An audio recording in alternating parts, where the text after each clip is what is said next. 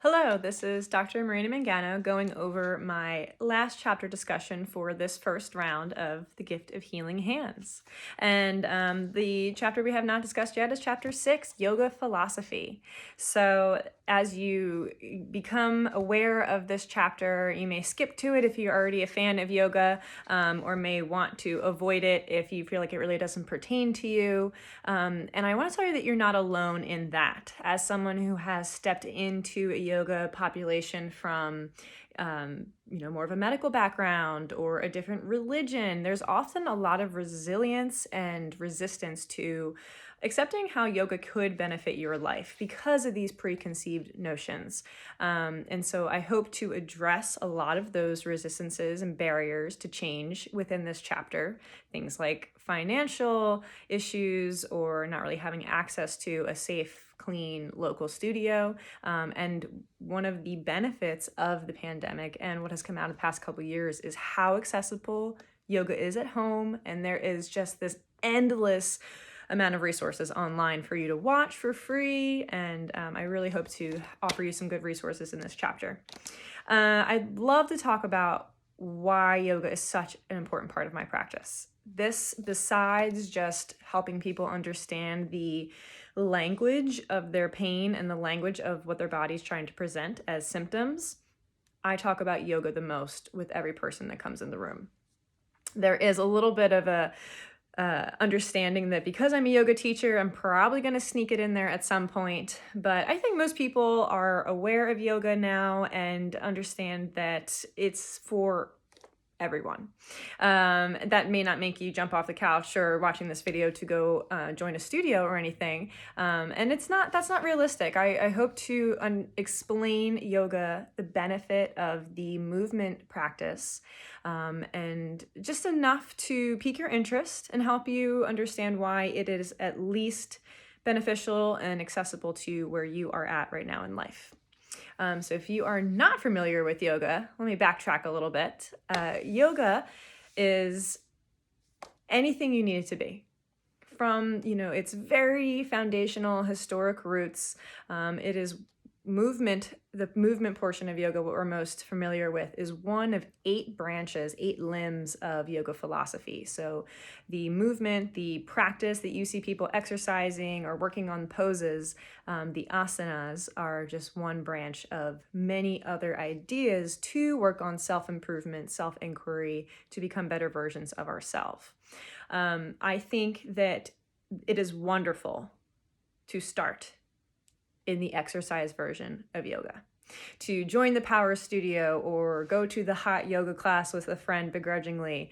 However you are exposed to witnessing your body in kind of an uncomfortable position, or witnessing your disconnect with breath, disconnect with certain parts of your body, that's yoga. Breathing is yoga. Sitting still is yoga. Closing your eyes and just thinking about your body before you go to bed for a little bit is yoga. So this chapter really gets into a modern, applicable understanding of why I think it pertains to you, your body, your pain, your progress, and some places to start, things to look for. And I think the final, I want to say the selling point, but for some of my patients who really do have that preconceived barrier to yoga, I just sneak it in at some point. So I'm teaching them rehab exercises. I have them twist into a little bit of a spinal rotation, and then I have them breathe into their belly twice, and then I'm like, yep, that was yoga. We tricked you. And really, it's just, I try to tell everybody, I can work manually, or massage therapists, we can work on one muscle at a time with our hand. But in a yoga pose, you are working on these just global chains of muscles that it would take me forever to get to diagnose, to lengthen, to help your brain reconnect, to strengthen. And you're doing that all at once in a position. And then by adding breath to it, you are finalizing and reaffirming the brain's awareness of those potentially lost muscles, potentially lost holding pattern in your posture. And so by doing the different poses that you'll find in a class, you are just working on things that you didn't even realize were an issue. And that's the harder concept to explain. So in the previous discussion, we talked about quantum physics and looking down to the tiny subatomic build-up of our foundation. So in the cells of our body, what's happening with emotions, what's happening with vibrations, the health of our electric system. And one easy way to kind of discuss that is when you're growing up, for example, and you played a certain sport. Let's say we'll use baseball as an example. Your body was a sponge at that point. You were developing muscles, you were developing firmer bones, so you were also developing a style of capsule in your shoulder, a size capsule of your hip. So you develop based on your activity. Your body remembers a movement with an associated emotion or expectation of how movement will feel. Maybe you had some injuries in baseball, maybe not. Just every time you lift your hand overhead now as an adult, there is this immediate little flashback of, oh, that one time I missed throwing the ball to, the base and I didn't get them out. Or, wow, I remember I had an old rotator cuff injury when 20 years ago, and I feel it for just a split moment. So putting yourself in a position that goes beyond your day-to-day routine movements gives the brain little pockets of memory, pockets of emotion, and little pockets of tissue capacity that it forgot that it had. So if you get up every day and do the same 6 positions, sit up, stand down, shower, sit up, stand down, eat, stand all day on your feet. The first time you go ahead and you move your hip into an outward opening posture, there's a lot of things to witness that you haven't been doing for a while. And I joke in my classes that yoga is an excavation process. So you have to first see what you are not capable of before you get to witness how amazing your body is at changing and what you are capable of. So there are so many styles of yoga. Every teacher that you go to is going to have a different niche, a different message. So one of my biggest encouragements with yoga is to keep trying. Find a different studio, find a different teacher, find something online that speaks to you until you can kind of recognize the names of poses, the styles of classes, and how they differ. So you know not to put yourself in harm's way or in a class that you are not going to like and you're going to have a bad experience and not want to go back.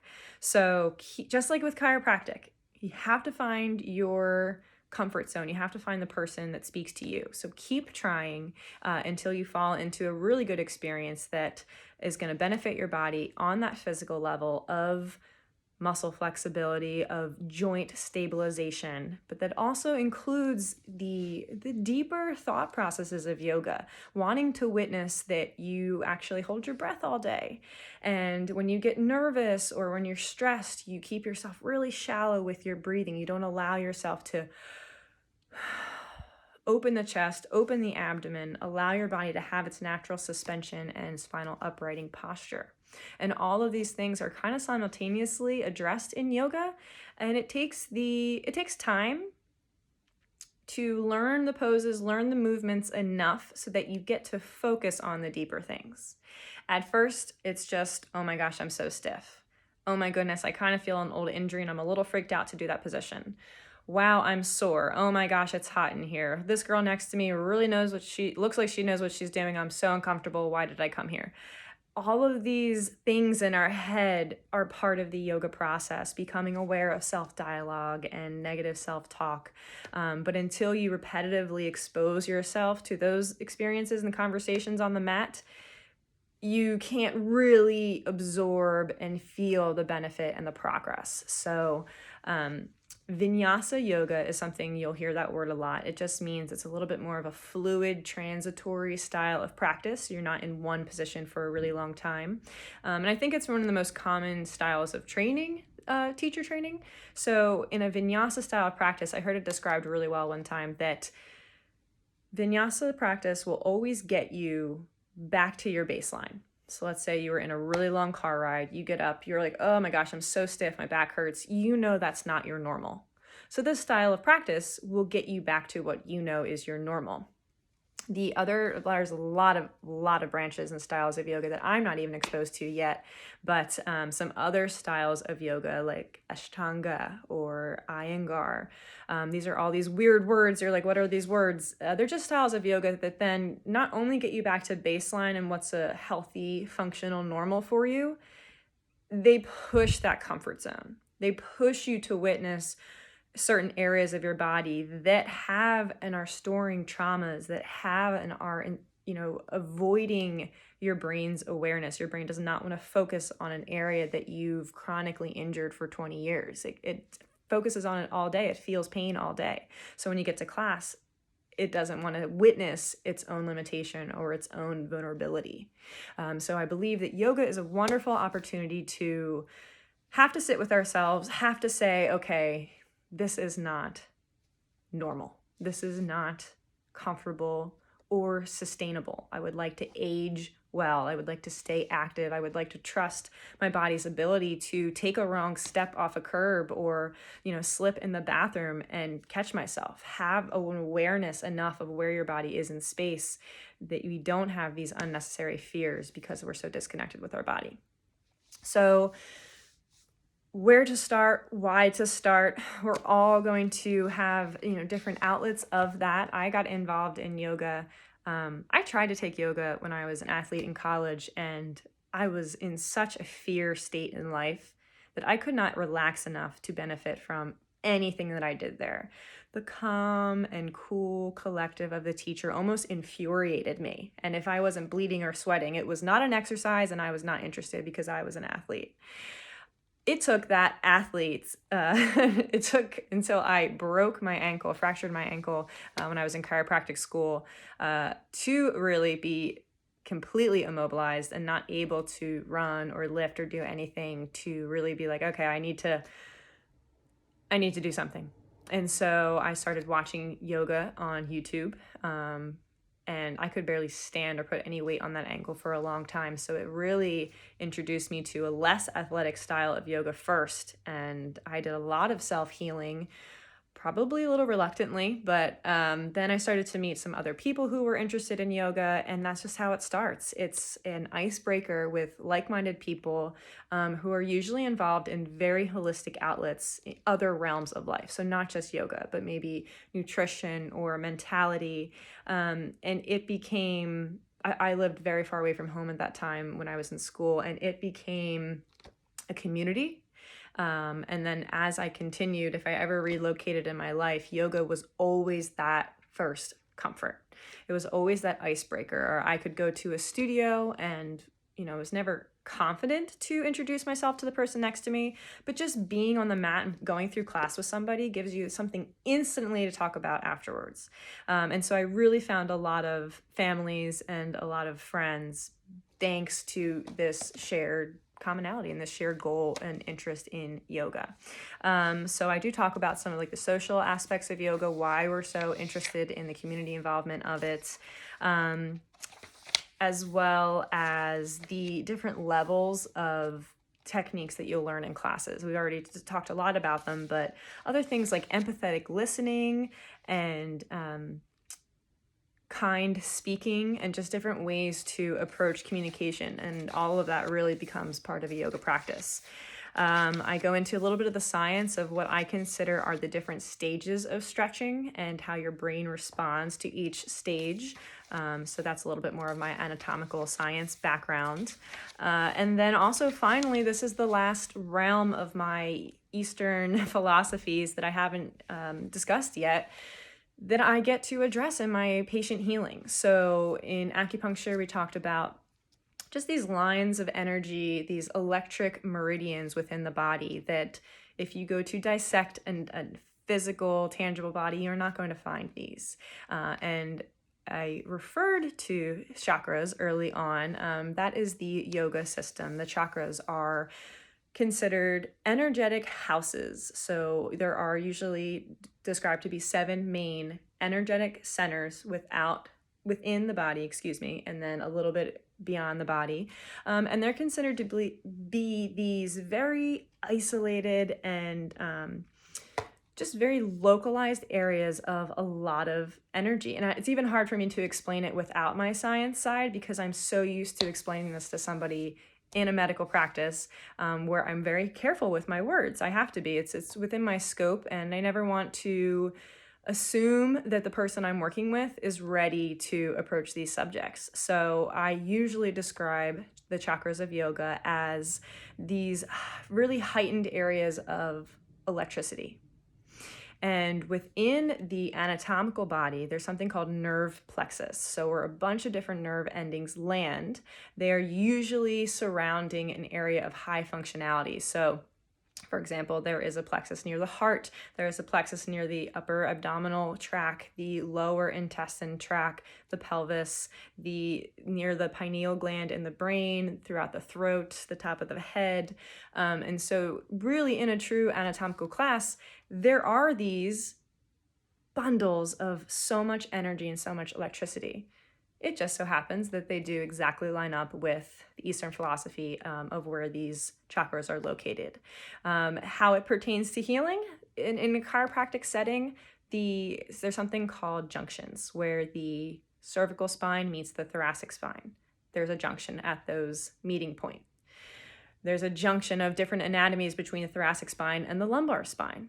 Again, at those junctions, we understand as chiropractors that when they are immobile or frozen, that they do inhibit a lot of systems within the body, because there's so many nerve endings meeting at that segment between the vertebra. The area that those nerves come out of, if that's not moving, they can't communicate with their organ system. They can't communicate with effortless, efficient movement through the limbs or muscles. So as chiropractors, we always go to these junction sites on the spine to help proper movement, restore proper movement, or often allow the body to relax in these areas by stabilizing whatever they're compensating for. And so again, now I'm combining all these different philosophies. Why do chiropractors adjust in this area? I just told you more of a mechanical structural approach, but there's a lot of really philosophical chiropractic schools and studies that would go to these areas for jump-starting that electrical idea, or jump-starting the energy within those areas. So one of the beauties of being a chiropractor is the autonomy for us to pick from different philosophies and relay it in a safe and legal way, but just really matching our own niche and interests. And I think we attract the right patients who are like-minded with their practitioner.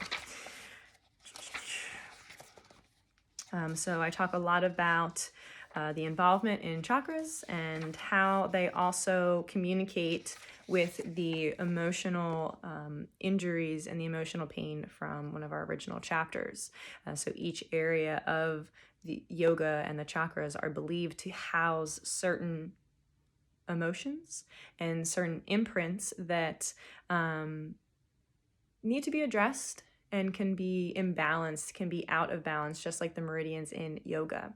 Certain poses are targeting certain chakra areas to help you release resistances from them, or to help you witness that any time, I keep using the hips as an example because it's so popular, but every time you feel discomfort in the hips and you feel fear, or you feel a memory of abandonment, why does that come up? As a yoga teacher, we witness some very interesting responses to poses that we have people in our class. I mean, things from people crying, people sitting up frustrated, people leaving because they either didn't feel safe or they didn't feel prepared to witness this next layer of healing that their body was bringing to the surface. And so that's why it's so important to practice eventually with a registered teacher, with a licensed yoga teacher, or one of my favorite recommendations is personal private yoga training. And so when you're one-on-one with someone doing a private session, they really get to communicate very well through the poses and to understand your history. You are more likely to express your fears and express your limitations when you're working one-on-one with somebody than you are in a huge class setting. And it's hard for us as teachers to really speak to everybody in the class and make sure that they're all at a safe pace and at a safe posture. So kind of already going back to keep trying. And I think if you know that you need that accountability, you need that comfort, finding a practitioner, especially someone who has a medical background and is also a yoga teacher, you will really feel safe to rewire and relearn some movements past your injury, so you don't feel like you're backtracking or that the first little discomfort is going to reinvite or reinvigorate an old injury. So highly recommend private yoga therapy. Also, this book just has so much references of some of the studies of yoga that I've taken and other books that are really wonderful for you to just start that journey. It's, I hate to use the word self-help book, but that's what gave me the inspiration for this book. I am an avid reader, and for years I have just got lost in these words and in yoga books, yoga philosophies, just people explaining the body in a way that I was like, oh, I know that feeling, and I've been trying to verbalize and put words on it. And so a lot of this book really is an accumulation of these really inspiring people and their yoga practices. So I think this is such a huge portion of my practice because I learned yoga while I was in chiropractic school. So the two philosophies, they just absolutely symbolize symmetry, alignment, an inclusive, complementary homeostasis in your body. So chiropractic and yoga, really, I don't know where one starts and the other ends. So if you have any questions about a practice or where to begin, I would love to help you start that today. Please let me know, and I look forward to the next round of video discussions where I'm going to actually have other providers in each of those realms, each of those practices, kind of come on, and we'll do a little bit of talk with them, a little bit of interview, so just so you can hear more about these techniques and these resources from someone other than myself. But have a great day. I look forward to seeing you then. Bye now.